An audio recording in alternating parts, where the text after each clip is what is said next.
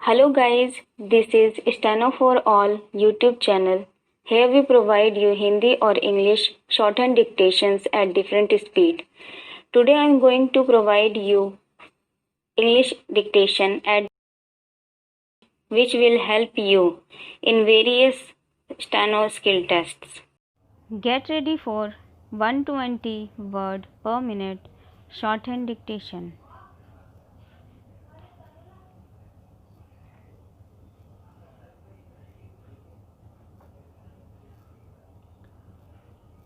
Start.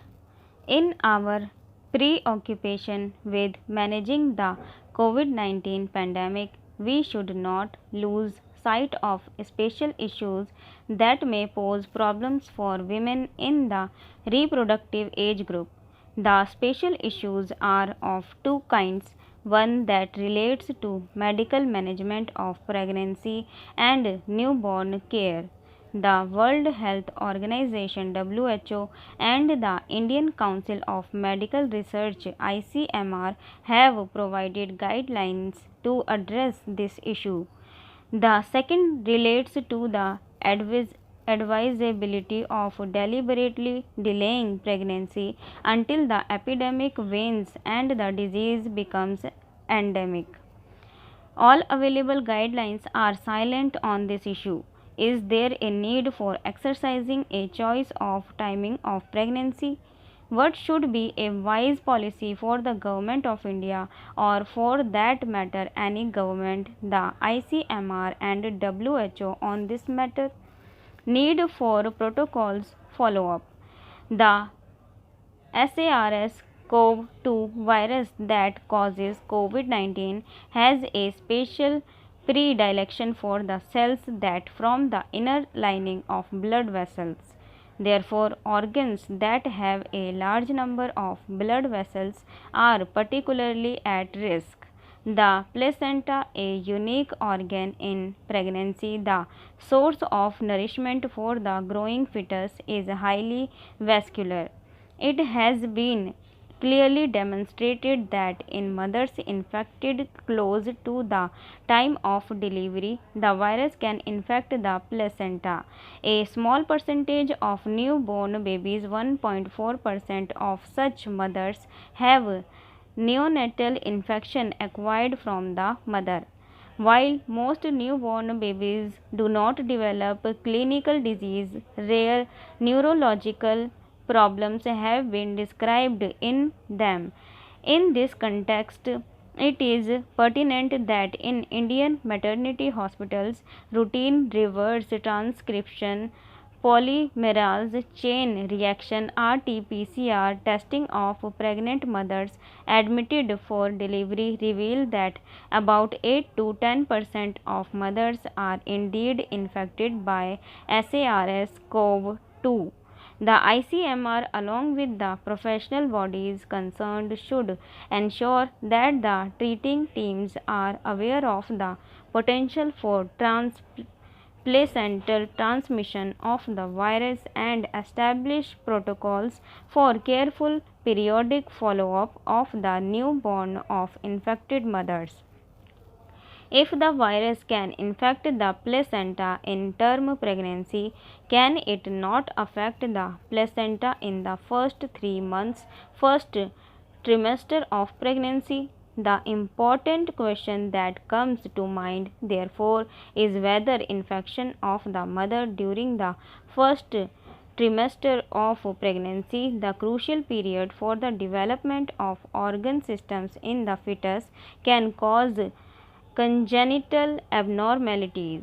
In the first trimester of pregnancy, many infections, such as those caused by rubella and Zika virus, cause severe congenital abnormalities in the fetus. Recognition of this fact led to a WHO approved government policy of routine rubella vaccination as part of the immunization schedule of children. Issue of contraception. In the context of COVID 19, it is too early to say whether viral infection during the first trimester will cause congenital abnormalities, but the potential for such an occurrence is real. If it is a florid abnormality, it would be known by now, but if subtle by the time the effects on the fetus are recognized, it may be too late. Therefore, there is a need to anticipate this eventuality and be prepared for it. In the epidemic context, it is wiser to be cautious and advise effective contraception to postpone pregnancies till the probability of maternal viral infection is minimal. Cutting infection threat. What are the advantages in adopting such a policy? If women adopt contraception, they will not need antenatal clinic visits, which during epidemic times pose a risk of contracting infection in the clinic. Antenatal women constitute a large proportion of subjects who need to visit hospitals regularly, and considerable proportions of healthcare workers at the primary and secondary levels are occupied with their care. If this demand is less because women in reproductive age group practice contraception, there will be less pressure on the healthcare system, which is already struggling under the burden of this epidemic. These healthcare workers can be deployed for the much needed care of COVID 19 patients, non COVID illness, and more importantly, the ensuing COVID 19 vaccination program, a mammoth task in India. The ongoing crisis in eastern Ladakh has raised many issues on the range and trajectory of India China relations. Among these is the future relevance of various agreements that were signed between the two countries to maintain peace and tranquility along the line of actual control (LAC) that serves as a de facto border agreements over the years. Some experts argue that the genesis of the current problem lies in the first agreement signed between India and China in 1993.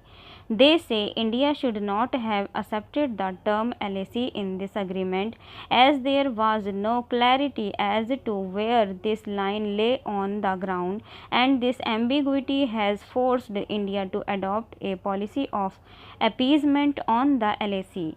The absence of a delineated LAC is undoubtedly problematic, but it would also be appropriate to put the various agreements in a historical context and dispassionately analyze their impact and their future relevance. After the 1962 war, the India China border was loosely controlled by both sides with a fairly sparse deployment of troops.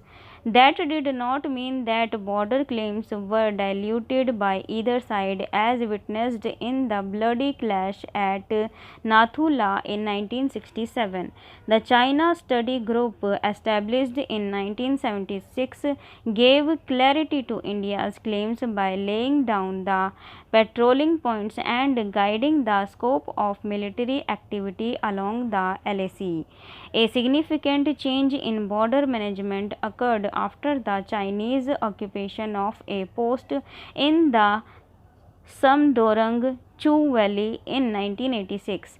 The massive response by the Indian Army sparked realization on both sides that the boundary issue needed to be brought to the fore, and pending a settlement, some mechanism must be evolved to keep peace along the LAC.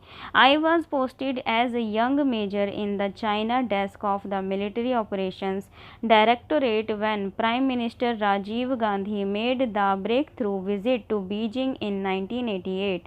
After his visit, we had started working on a number of drafts on confidence building measures along the LAC.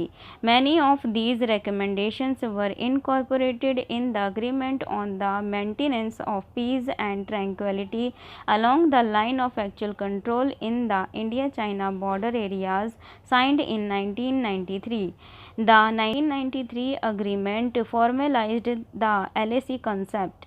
However, understanding that there were differing perceptions, it called for creating a group of diplomatic and military experts for resolution of differences between the two sides on the alignment of the line of actual control. The agreement assured the use of force to settle the boundary issue, and as part of confidence building measures restricted military exercises and air activity close to the LAC. As an essential part of the agreement was a reduction in military forces along the line of actual control in conformity with the requirements of the principle of mutual and equal security to ceilings to be mutually agreed. This was followed by the 1996 agreement between the Government of the Republic of India and the Government of the People's Republic of China on confidence building measures in the military field along the line of actual control in the India-China border areas. It called for reducing or limiting military forces to minimum levels and limiting the deployment of major armaments such as tanks, artillery guns and missiles to mutually agreed levels. A 2005 protocol or the